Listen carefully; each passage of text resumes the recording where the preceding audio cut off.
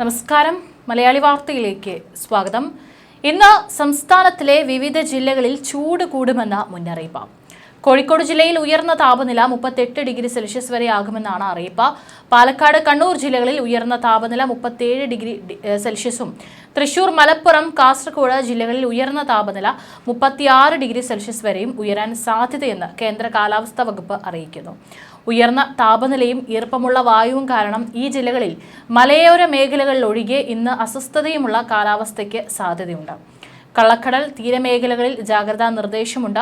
കള്ളക്കടൽ പ്രതിഭാസത്തിന്റെ ഭാഗമായി കേരള തീരത്ത് 25/4/2025 രാത്രി 11:30 വരെ 0.8 മുതൽ 1.7 മീറ്റർ വരെയും, കന്യാകുമാരി തീരത്ത് 25/4/2025 രാത്രി 11:30 വരെ 0.8 മുതൽ 1.5 മീറ്റർ വരെയും ഉയർന്ന തിരമാലകൾ കാരണം കടലാക്രമണത്തിന് സാധ്യതയുണ്ടെന്ന് ദേശീയ സമുദ്രസ്ഥിതി പഠന ഗവേഷണ കേന്ദ്രം അറിയിച്ചിട്ടുണ്ട്. കേരളത്തിൽ മാത്രമല്ല, ഉത്തരേന്ത്യയിലടക്കം താപനില ഉയർന്ന നിലയിലാണ് റിപ്പോർട്ട് ചെയ്യപ്പെടുന്നത്. ഔദ്യോഗികമായി ചൊവ്വാഴ്ച ഒഡീഷയിലെ ജാർസുഗുഡായിൽ രേഖപ്പെടുത്തിയത് 46.2 ഡിഗ്രി സെൽഷ്യസ് ആണ്. 1953 ശേഷം സംസ്ഥാനത്ത് തന്നെ ഇത്തരത്തിൽ റിപ്പോർട്ട് ചെയ്യപ്പെട്ട ഏറ്റവും ഉയർന്ന താപനിലയാണിത്. ഒഡീഷയിൽ 15ഓളം സ്ഥലങ്ങളിൽ 40 മുതൽ 43 ഡിഗ്രി സെൽഷ്യസ് വരെ താപനില റിപ്പോർട്ട് ചെയ്തിട്ടുണ്ട്. ഏപ്രിൽ 23 മുതൽ സംസ്ഥാനത്തെ എല്ലാ വിദ്യാഭ്യാസ സ്ഥാപനങ്ങൾക്കും വേനൽക്കാല അവധിയും പ്രഖ്യാപിച്ചിട്ടുണ്ട്. ഏപ്രിൽ 26 വരെ സംസ്ഥാനത്ത് താപനില 2 ഡിഗ്രി സെൽഷ്യസ് മുതൽ 4 ഡിഗ്രി സെൽഷ്യസ് വരെ ഉയരാൻ സാധ്യതയുണ്ടെന്നാണ് കേന്ദ്ര കാലാവസ്ഥാ വകുപ്പിന്റെ ഭുവനേശ്വറിലെ ഡയറക്ടർ ഡോക്ടർ മനോരമ മോഹന്തി അടക്കം പറയുന്നത്. രാത്രിയിൽ കടുത്ത ചൂടും ഉയർന്ന അന്തരീക്ഷ ഈർപ്പവും അനുഭവപ്പെട്ടേക്കാമെന്നും അവർ പറഞ്ഞു. ഡൽഹിയിൽ പരമാവധി താപനില 41 ഡിഗ്രി സെൽഷ്യസ് ആണ്. ഇവിടുത്തെ വായു ഗുണനിലവാര സൂചിക മോശം അവസ്ഥയിലേക്കും എത്തിയിരിക്കുകയാണ്. ബുധനാഴ്ച കേന്ദ്ര മലിനീകരണ നിയന്ത്രണ ബോർഡ് പുറത്തുവിട്ട റിപ്പോർട്ട് പ്രകാരം AQI 220 ആണ് റിപ്പോർട്ട് ചെയ്തിരിക്കുന്നത്. കേരളത്തിൽ ബുധനാഴ്ച ഏറ്റവും കൂടുതൽ താപനില റിപ്പോർട്ട് ചെയ്തത് കോഴിക്കോടാണ്. 37.5 ഡിഗ്രി സെൽഷ്യസ് ആണ്.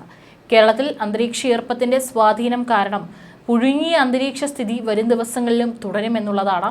അതോടൊപ്പം ഇടവിട്ടുള്ള വേനൽ മഴയും ഉണ്ടായേക്കുമെന്ന് കേന്ദ്ര കാലാവസ്ഥാ വകുപ്പ് അറിയിച്ചിട്ടുണ്ട്. ഇതിനുശേഷവും കാര്യമായ മാറ്റം താപനിലയിൽ പ്രതീക്ഷിക്കുന്നില്ലെന്നും കേന്ദ്ര കാലാവസ്ഥാ വകുപ്പ് വിശദമാക്കുന്നത്. രാത്രിയിൽ കടുത്ത ചൂടും ഉയർന്ന അന്തരീക്ഷ ഈർപ്പവും അനുഭവപ്പെട്ടേക്കാമെന്നും കാലാവസ്ഥാ വകുപ്പ് വിശദമാക്കിയിട്ടുണ്ട്. താപനില ഉയരുന്നതിനാൽ സംസ്ഥാനത്ത് വൈദ്യുതി നിലയ്ക്കാതിരിക്കാനുള്ള നടപടികൾ ഊർജിതമാക്കിയിട്ടുണ്ടെന്നും സർക്കാർ വിശദമാക്കി. പകൽ സമയത്ത് വൈദ്യുതി തടസ്സം ഉണ്ടാവാതിരിക്കാനുള്ള നിർദ്ദേശം കമ്പനികൾക്ക് നൽകിയതായാണ് ഒഡീഷ മുഖ്യമന്ത്രി KV സിംഗ് ഡിയോ വിശദമാക്കുന്നത്. 21,300 പുതിയ കുഴൽക്കിണറുകൾ സംസ്ഥാനത്ത് സ്ഥാപിക്കാൻ പദ്ധതിയിട്ടതായി മന്ത്രി വിശദമാക്കി. നിലവിൽ 5.2 ലക്ഷത്തോളം കുഴൽക്കിണറുകളാണ് ഒഡീഷയിലുള്ളതെന്നും ഇതിൽ 36% ഉപയോഗശൂന്യമാണെന്നും കണക്കുകൾ വിശദമാക്കുന്നത്. കേരളത്തിൽ ബുധനാഴ്ച ഏറ്റവും കൂടുതൽ താപനില റിപ്പോർട്ട് ചെയ്തത് കോഴിക്കോടാണ്. 37.5 ഡിഗ്രി സെൽഷ്യസ് ആണ് കോഴിക്കോട് രേഖപ്പെടുത്തിയത്. മാത്രമല്ല, കേരളത്തിൽ അന്തരീക്ഷ ഈർപ്പത്തിന്റെ സ്വാധീനം വലിയ അളവിൽ തന്നെ വരും ദിവസങ്ങളിൽ കൂടുമെന്നുള്ള ആശങ്കയും നിലനിൽക്കുന്നുണ്ട്.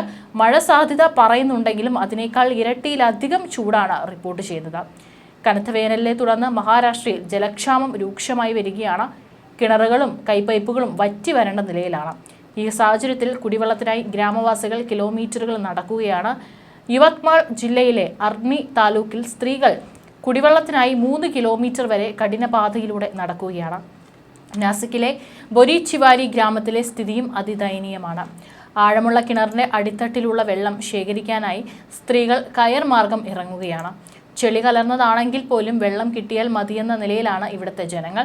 കിലോമീറ്ററുകൾ നടന്നിട്ടും ലഭിക്കുന്നത് ഒരു കുടം വെള്ളം മാത്രമാണെന്നും ഇത് തിളപ്പിച്ചു കുടിച്ചാൽ പോലും കുട്ടികൾക്ക് രോഗം ബാധിക്കുന്നതായി വീട്ടമ്മമാർ പറയുന്നു. കുറച്ചു വെള്ളത്തിന് 60 രൂപ വരെ നൽകേണ്ടി വരുന്നുണ്ട്. രാജ്യത്ത് തിങ്കളാഴ്ച രേഖപ്പെടുത്തിയ ഉയർന്ന താപനില ചന്ദ്രപൂരിലാണ്, അതായത് മഹാരാഷ്ട്രയിലാണ്. 45.6 ഡിഗ്രി സെൽഷ്യസ് ആണ്. ചെന്നൈയിലും വരും ദിവസങ്ങളിൽ നഗരത്തിലെ താപനില 2 മുതൽ 3 ഡിഗ്രി സെൽഷ്യസ് വരെ വർദ്ധിക്കുമെന്നാണ് കാലാവസ്ഥാ വകുപ്പ് മുന്നറിയിപ്പ് നൽകിയിരിക്കുന്നത്. നഗരത്തിൽ ഇന്നലെ 35 ഡിഗ്രി സെൽഷ്യസ് ആണ് രേഖപ്പെടുത്തിയത്.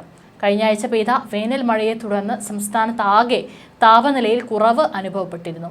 എന്നാൽ കഴിഞ്ഞ 2 ദിവസമായി പലയിടങ്ങളിലും അന്തരീക്ഷ താപനില 39 ഡിഗ്രി വരെ ഉയർന്നിട്ടുണ്ട്. നഗരത്തിൽ രേഖപ്പെടുത്തുന്ന താപനില 35 മുതൽ 36 ഡിഗ്രി സെൽഷ്യസ് വരെയാണെങ്കിലും അനുഭവപ്പെടുന്ന ചൂട് 45 ഡിഗ്രിക്ക് മുകളിലേതിന് സമാനമാണെന്നും കാലാവസ്ഥാ വിദഗ്ധർ അറിയിച്ചു. വാഹനങ്ങളിൽ നിന്നുള്ള പുകയും കെട്ടിടങ്ങളിലെ കോൺക്രീറ്റ് പ്രതലങ്ങളും ടാർ റോഡുകളും വികിരണത്തോത് കൂട്ടുന്നതുമാണ് നഗരത്തിലെ അസഹനീയമായ ചൂടിന് കാരണമാകുന്നത്. മരങ്ങളുടെ കുറവും വികിരണം കൂടാൻ ഇടയാക്കുന്നുണ്ട്. അടിക്കടി കൂടി വരുന്ന ചൂട് മനുഷ്യന്റെ മാനസികാരോഗ്യത്തെ വരെ ബാധിക്കുന്നുണ്ടെന്നാണ് പഠനങ്ങളും സൂചിപ്പിക്കുന്നത്. ഇത് സ്വഭാവ വൈകല്യത്തിന് കാരണമാകുന്നതായും കണ്ടെത്തിയിട്ടുണ്ട്. ഓസ്ട്രേലിയയിലെ അഡ്ലെയ്ഡ് സർവകലാശാലയിൽ നടന്ന പഠനത്തിന്റെ റിപ്പോർട്ട് നേച്ചർ മാഗസീനിൽ പ്രസിദ്ധീകരിച്ചു. 2003 മുതൽ 2018 വരെയുള്ള കാലത്തെ ചൂടിന്റെ വ്യതിയാനങ്ങളെ അടിസ്ഥാനപ്പെടുത്തിയതായിരുന്നു പഠനം. ഇതേ നില തുടർന്നാൽ 2050 ആകുമ്പോഴേക്കും ഇതിന്റെ നിരക്ക് 50% മുന്നറിയിപ്പ്. 15 മുതൽ 44 വരെ പ്രായമുള്ളവരെയാണ് കൂടുതൽ ബാധിക്കുക. നിലവിൽ ഓസ്ട്രേലിയയെ മാത്രം ആധാരമാക്കിയാണ് പഠനം നടത്തിയതെങ്കിലും ആഗോളതലത്തിൽ തന്നെ ചൂട് വർദ്ധിക്കുന്ന പശ്ചാത്തലത്തിൽ ലോകത്തിന്റെ മറ്റു ഭാഗങ്ങളിലും ഈ പഠനം ബാധകമാണെന്നാണ് വിദഗ്ധർ പറയുന്നത്.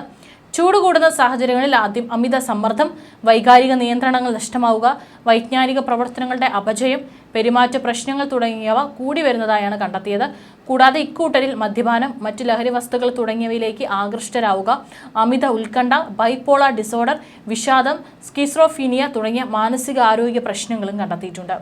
രാവിലെ 11 മുതൽ വൈകുന്നേരം 3 വരെയുള്ള സമയത്ത് കൂടുതൽ നേരം വെയിലേൽക്കരുത്. അയഞ്ഞ ഇളം നിറത്തിലുള്ള കോട്ടൺ വസ്ത്രങ്ങൾ ധരിക്കുക. പുറത്തിറങ്ങുമ്പോൾ പാദരക്ഷകൾ ധരിക്കുക. കുടയോ തൊപ്പിയോ ഉപയോഗിക്കുന്നത് നല്ലത്. ദാഹമില്ലെങ്കിലും ധാരാളം വെള്ളം ഇടയ്ക്കിടയ്ക്ക് കുടിക്കുക. യാത്രാവേളയിൽ ഒരു കുപ്പി വെള്ളം കരുതുന്നത് നല്ലതാണ്. തിളപ്പിച്ചാറിയ വെള്ളം കുടിക്കാൻ ഉപയോഗിക്കുക. കുട്ടികൾക്ക് ഇടയ്ക്കിടെ വെള്ളം നൽകണം. ഉപ്പിട്ട കഞ്ഞിവെള്ളം, മോര്, നാരങ്ങാവെള്ളം എന്നിവ ധാരാളമായി കുടിക്കുക. വെള്ളം ധാരാളം അടങ്ങിയിട്ടുള്ള തണ്ണിമത്തൻ, ഓറഞ്ച് മുതലായ പഴങ്ങളും പച്ചക്കറി സാലഡുകളും കൂടുതലായി ഭക്ഷണത്തിൽ ഉൾപ്പെടുത്തുക. കുട്ടികളെ വെയിലത്ത് കളിക്കാൻ അനുവദിക്കരുത്. ചൂടിന്റെ കാഠിന്യം കുറയ്ക്കാൻ പകൽ സമയത്ത് വീടിന്റെ വാതിലുകളും ജനലുകളും തുറന്നിടുക. വൃത്തിയും ശുചിത്വവുമുള്ള സാഹചര്യങ്ങളിൽ സൂക്ഷിക്കുന്ന പാനീയങ്ങൾ മാത്രം ഉപയോഗിക്കുക. ജ്യൂസിൽ ഉപയോഗിക്കുന്ന ഐസ് ശുദ്ധജലം കൊണ്ട് ഉണ്ടാക്കുന്നതാവണം എന്നുള്ളതും കൂടി ഉറപ്പുവരുത്തുക. ഏതായാലും വരും ദിവസങ്ങളിലും കനത്ത ചൂട് തന്നെയാണ് രാജ്യത്തിൻ്റെ പല സംസ്ഥാനങ്ങളിൽ, അതിൽ കേരളം അടക്കം ഉൾപ്പെട്ടിട്ടുണ്ട്, അനുഭവപ്പെടാൻ പോകുന്നത്. അതുകൊണ്ട് അതിനനുസരിച്ചിട്ടുള്ള മുൻകരുതലുകൾ എടുക്കേണ്ടത് നമ്മുടെ ആവശ്യമാണ്. പ്രത്യേകിച്ച് കുട്ടികളെ ശ്രദ്ധിക്കേണ്ടതും ഈ ഒരു സമയത്ത് അനിവാര്യമാണ്.